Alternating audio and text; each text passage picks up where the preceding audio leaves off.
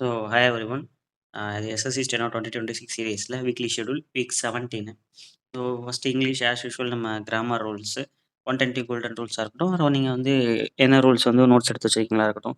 R சில பேர் வந்து இப்போ தான் வந்து இங்கிலீஷ் வந்து படிக்க ஸ்டார்ட் பண்ணுறீங்க, வந்து இங்கிலீஷ் எங்கே படிக்கிறது என்ன இதுலாம் கேட்குறீங்க. ஸோ உங்களுக்கு இங்கிலீஷ் வந்து ரூல்ஸாக படிக்கணும் அப்படின்னா அப்ஜெக்டிவ் இங்கிலீஷ் புக்கு. ஸோ அது கொஞ்சம் வேகாக இருக்கிற மாதிரி தான் இருக்கும். பட் நீங்கள் வந்து ஒரு டாபிக்ஸ் வந்து யூடியூப்பில் எவ்வளோ கிளாஸஸ் இருக்கும். அத வந்து கிளாஸ் நோட்ஸ் எடுக்கிறதுக்கு அந்த மாரி நீங்க அந்த வீடியோஸ் யூஸ் பண்ணிக்கலாம். பட் ரூல்ஸ் வந்து படிக்கணும், தெரிஞ்சுக்கணும். ஏன்னா, இப்போ ஒரு லாஸ்ட் இயர் ப்ரீவியஸ் இயர் எக்ஸாம்ஸ்லலாம் கிராமர் ரூல்ஸ்லாம் கேட்டிருந்தாங்க. ஸோ அந்த மாரி இதெல்லாம் நீங்க நோட்ஸ் எடுக்கணும் அப்டின்னா, கண்டிப்பா நீங்க அந்த ரூல் புக் தான் படிச்சாகணும். அடுத்து word power Medici. I think word power Medici start பண்ணி 6, 7 வாரம் ஆச்சுன்னு நெனைக்கிறேன்.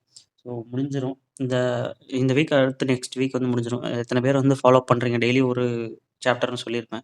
பட் அது வந்து எத்தன பேர் ஃபாலோ பண்றீங்க அப்படின்னு தெரியல. இன்னும் இந்த வீக்லி ஷெட்யூலே வந்து எத்தன பேர் ஃபாலோ பண்றீங்கன்னே தெரியல.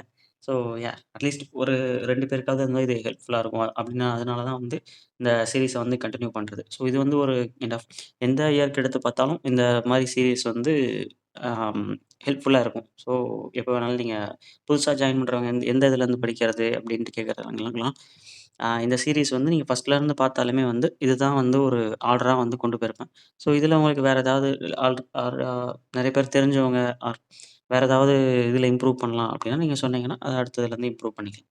அடுத்து வர பிகினர்ஸ்க்கு வந்து இது ஹெல்ப்ஃபுல்லா இருக்கும். அடுத்து ஒன் வேர்ட் சப்ஸ்டிடியூஷன், பிரேஸ்ல ஃபிகர் ஆஃப் ஸ்பீச் இது ஆஸ் யூசுவல் எல்லாமே அதான். அதே மாரி டெஸ்ட் வந்து எதுல எழுதி பார்க்கறது, டெஸ்ட்டுக்கு என்ன பண்றது அப்படின்னு கேட்குறீங்க. ஸோ அதுக்கு வந்து ஒரு ஏஐ டூல் வந்து நம்ம இது பண்ணி இப்போ நவடேஸ் நெறைய ஏஐ டூல்ஸ் வந்து இருக்கு. பட் நீங்க Google Gemini யூஸ் பண்ணிக்கலாம், ChatGPT யூஸ் பண்ணிக்கலாம். நான் காமெட் ஏஐ வந்து யூஸ் பண்ணிட்டு இருக்கேன். ஸோ அதையுமே பத்தி வீடியோ போட்டிருந்தேன்.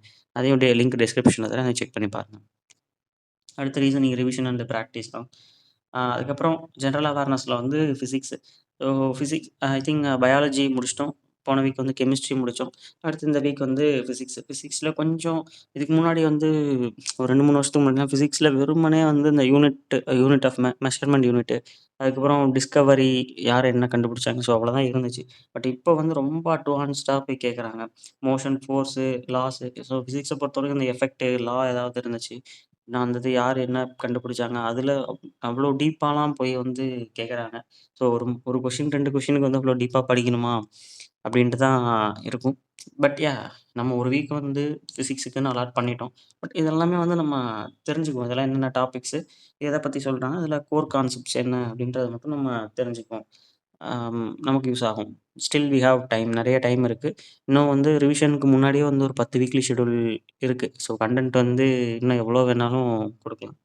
பட் டைம் இருக்கிறனால நீங்க இதெல்லாமே வந்து ஒன்ஸ் வந்து படிச்சுக்கங்க பெட்டர்.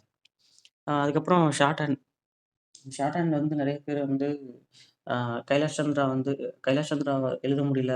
நெறைய மிஸ்டேக் வருது அப்டின்லாம் வந்து சொல்றாங்க. அன்னோன் ஸ்பீட் வந்து எழுத முடியல. என்ன பண்றது? ஷார்ட் ஹேண்டே வரமாட்டேங்குது, வரமாட்டேங்குது அப்டின்னு தான் சொல்றாங்க. பட் நீங்க வந்து ஒன்ஸ் வந்து ஒரு டைமிங் ஃபிக்ஸ் பண்ணிக்கோங்க ஃபர்ஸ்ட்டு. இப்போ சிபிடி மொத்தத்தில உங்களுக்கு ஒரு 5 மணி நேரம் இருக்கு அப்டின்னா, சிபிடிக்கு அட்லீஸ்ட் ஒரு 4 1/4 மணி நேரம் குடுத்துட்டு, ஷார்ட் ஹேண்டுக்கு வந்து ஒரு 3/4 மணி நேரம் குடுங்க. ஏன்னா ஷார்ட் ஹேண்ட் வந்து முக்கியம் இல்ல அப்டின்ட்டு வந்து சொல்லிற முடியாது. இப்போ வந்து நமக்கு சிபிடி தான முக்கியம் அப்டின்னு சொல்லலாம். But logically correct. பட் இப்ப இருந்து நீங்க அந்த டச் இருந்துகிட்டே இருந்தா மட்டும் தான், ஆ சிபிடில நல்ல ஸ்கோர் எடுத்து, அதுக்கப்புறம் ஸ்கில் டெஸ்ட் வர 3 மாசம் இருக்கு அப்டின்னா, அந்த 3 மாசத்துல நம்ம ஸ்பீடும் பிக்கப் பண்ணிட்டு, அக்யூரஸியும் சைட் பை சைட் மெயின்டெயின் பண்ணிட்டு, ஒரு நீங்க நோன் ஸ்பீடே வந்து வரல அப்டிங்கும்போது, அன்னோன் ஸ்பீடு போட்டோம்னா சுத்தமா வராது. இப்போ நோன் ஸ்பீடு வந்து 85, 90ல கூட எழுதலாம். பட் அன்னோன் ஸ்பீடு 70ல எழுதணும் அப்டின்னா, அக்யூரசி வந்து வராது. நெறைய ஸ்டூடண்ட்ஸ் வந்து அப்டிதான் இருக்காங்க. ஸோ, அதனால நீங்க வந்து குடுக்குற டைம ஷார்ட் ஹேண்டுக்கும் கொஞ்சம் குடுங்க. சேம் டைம் ஷார்ட் ஹேண்ட் குடுக்குற டைம்ல அட்லீஸ்ட் வந்து ஒரு 30% ஆவது டைப்பிங்க்கும் ஸ்பெண்ட் பண்ணுங்க. வீக்லி ட்வைஸ் ஆர் த்ரைஸ் ஆவது வந்து டைப்பிங்கும் பண்ணி பாருங்க. ஏன்னா டைப்பிங் ஸ்ட்ரோக் நல்லா எடுத்துடுறாங்க. பட் வந்து அது எப்படி வந்து டிரான்ஸ்கிரிப்ட் பண்றதுல நெறைய வந்து மிஸ்டேக் ஆகுது. மிஸ்டேக் மீன்ஸ் நெறைய டைம் வேஸ்ட் பண்ணிடுறாங்க. ஸோ அந்த விஷயம்லாம் இருக்கிறதுனால டைப்பிங் வந்து அ அதுவும் சைட் பை சைடு வந்து பிராக்டிஸ் பண்ணுங்க. So that's all guys.